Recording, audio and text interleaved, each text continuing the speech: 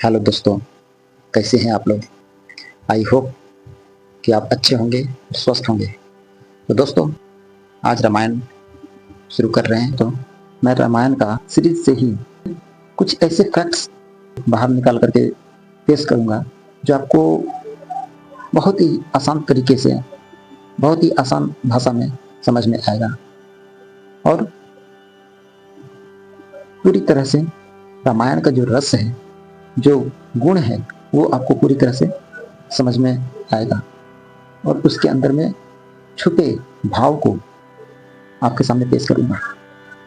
तो फ्रेंड्स, चलिए मिलते हैं फिर रामायण के फर्स्ट अध्याय में। ये एक सिर्फ धार्मिक ग्रंथ ही नहीं, इसे रामायण को फॉलो करने के बाद लोगों के जीवन में बहुत ही ज़्यादा गहरा असर डालता है। क्यों?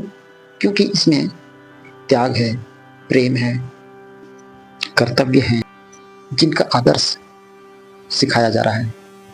इसे फॉलो करने के बाद लोगों के जीवन में कितना गहरा असर डालता है, आप इस बात से अंदाज़ा लगा सकते हैं कि इसे आज के डेट में लगभग हर एक देश में, लगभग हर भाषाओं में इसका अनुवाद हो चुका है। इसमें अपने अपने कंट्री में इसका तरह तरह का प्रोग्राम करके इससे ज्ञान अर्जित कर रहे हैं।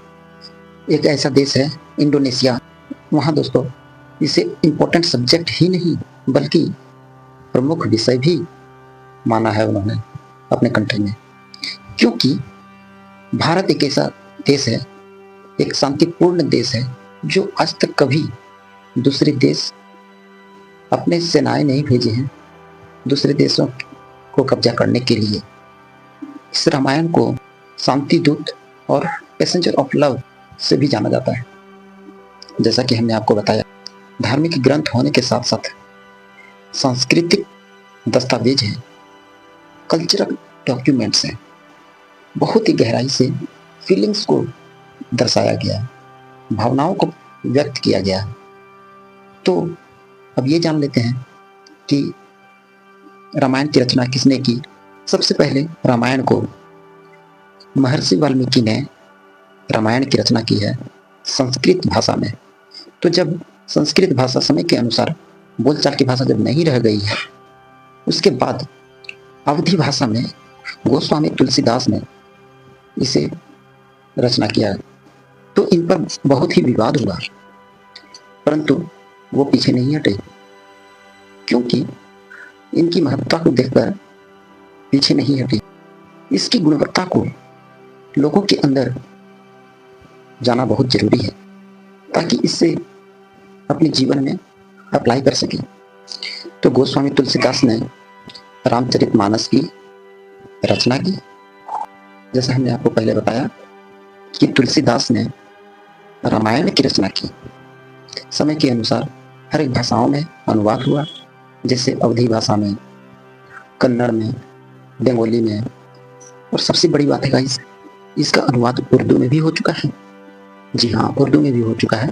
और मुस्लिम कंट्री में, जो शिक्षित मुस्लिम कंट्री हैं, जो सभ्य मुस्लिम कंट्री हैं, जो सभ्य लोग हैं मुस्लिम, वो भी इन्हें बहुत ही फॉलो करके इनसे ज्ञान अर्जित कर रहे हैं। उर्दू भाषा में रामायण की रचना की गई है। अकबर ने रामायण की रचना उर्दू भाषा में की। तो दोस्तों, इसकी महत्ता को देखकर लोगों के अंदर बहुत ही गहरा प्रभाव डाल रहा है। वही फॉलो करते हैं जो इनकी महत्ता को जानते हैं, जो इनकी महत्ता को ग्रहण किए हुए हैं, इनके बारे में जानते हैं, इनसे ये जानते हैं कि इसे फॉलो करने के बाद लोगों के अंदर क्या बदलाव आएगा, वो अवश्य ही इसे फॉलो करेंगे। लेकिन हमारे ही देश में बहुत सारे लोग जागरूक नहीं हैं और इन्हें फॉलो नहीं कर पाते हैं, क्योंकि वो आज के समय में बॉलीवुड और फिल्मों की दुनिया में इतने प्रभावित हो चुके हैं, उन्हें इतना प्रभावित कर दिया जा चुका है कि वो सच्चाई तक पहुंच नहीं पा रहे हैं। रामायण और महाभारत जैसे महाकाव्यों को फॉलो कर ही नहीं पा रहे हैं। जहाँ देखो तो फिल्मों की चर्चा, उनकी एड्स, उन्हें प्रमोट करने के लिए कितनी कमेटियां बनी हुई है, परंतु रामायण और महाभारत को फॉलो करने के लिए, उन्हें प्रमोट करने के लिए बहुत ही कम ही लोग हैं। तो इसे ऐड चलाने के लिए कोई सामने नहीं आ रहे हैं। नवयुवक भी इसे फॉलो नहीं कर पा रहे हैं।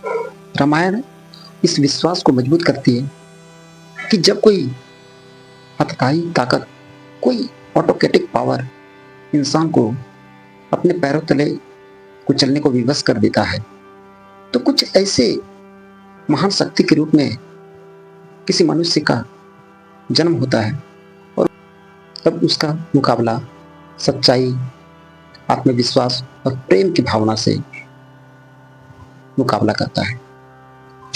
रामायण की परंपरागत कथा इस आधार पर आधारित है, जब एक अथाताई शक्तियां रावण के रूप में प्रकट होती है, तो उस समय ऋषि मुनि, देवतागण और धरती भगवान विष्णु के पास मदद के लिए जाते हैं और उनसे प्रभावित होकर भगवान विष्णु मदद के लिए उन्हें वचन देते हैं।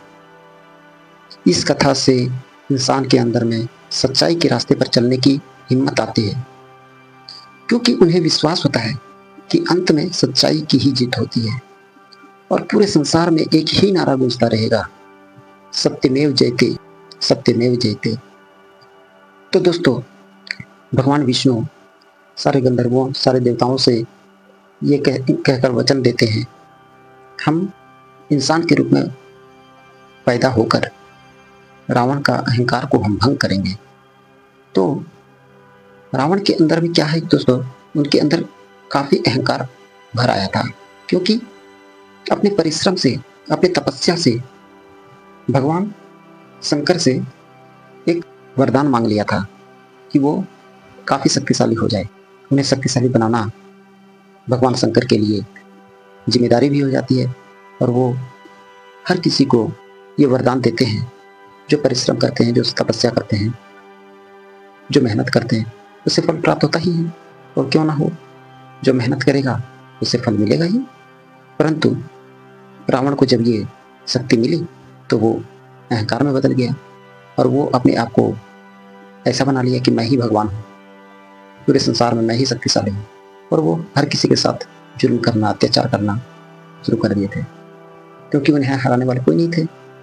तो भगवान विष्णु जी कहते हैं कि हर एक इंसान के अंदर अगर ऐसी गलतफहमी प्रकट हो जाए कि उससे बड़ी शक्ति नहीं बची है, तो उसका अहंकार में ही उसका नाश छुपा हुआ है। जी, अभी भी बहुत सारे लोग ऐसे समझते हैं कि मैं ही शक्तिमान हूँ, हमारे पास ही पैसे ज़्यादा हैं, तो उनका अहंकार भी उसी में छुपा हुआ है और वो उसे बर्बाद कर देता है। तो देखिए, आगे देखते हैं कि वो कैसे अपने अहंकार के कारण ही उनका नाश होता है, ये हम आगे देखेंगे। ये बिल्कुल प्रैक्टिकल रूप में इसे दिखाया गया है। ऐसा नहीं है कि भगवान की कथाएं चल रही है तो एक श्राप में ही उसे मौत का घाट उतार दिया जाए, ऐसा नहीं है। उसे भी हराने के लिए जब कोई भगवान इंसान के रूप में पैदा होते हैं तो उन्हें भी बहुत ही परिश्रम करना होता है, उन्हें भी इंसान के रूप में ही शक्ति को अर्जित करके उन्हें हराना होता है।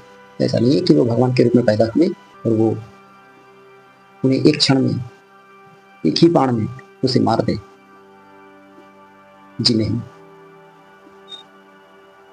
तो दोस्तों, आगे देखते हैं कि कैसे भगवान उनका मान को भंग करते हैं, उनका अहंकार को तोड़ते हैं। और आज के जीवन में यही घटित भी हो रहा है। लोगों के अंदर में अहंकार पैदा हो जा रहा है कि हमारे पास पैसे ज़्यादा हैं, मैं ही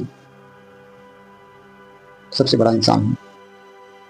तो क्या बड़ा बनना गलत है? जी नहीं, बड़ा बनना सही है।